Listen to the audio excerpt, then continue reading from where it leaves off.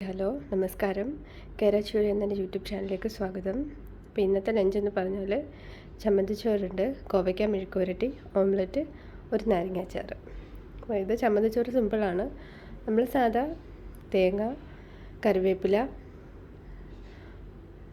സവാള അല്ലെങ്കിൽ കൊച്ചുള്ളി, നിങ്ങളുടെ ടേസ്റ്റിന് എത്രയാണോ വേണ്ടത് അതെടുക്കുക.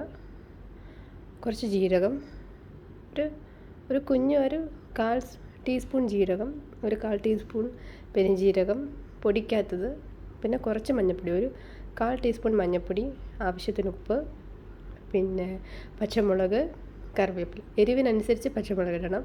എരിവ് തോനെ വേണമെങ്കിൽ നിങ്ങൾക്ക് തോനെ പച്ചമുളക് ഇടാം. അപ്പോൾ പച്ചമുളക്, കറിവേപ്പില, അപ്പോൾ ഇതെല്ലാം കൂടെ നന്നായിട്ട് മിക്സിയിൽ അരച്ചെടുക്കണം. എന്നിട്ട് അതും ചോറുമായിട്ട് നന്നായിട്ട് മിക്സ് ചെയ്യുക. അപ്പോൾ ഇതാണ് ചമ്മന്തിച്ചോറ്, സിമ്പിൾ ചമ്മന്തിച്ചോറാണ്.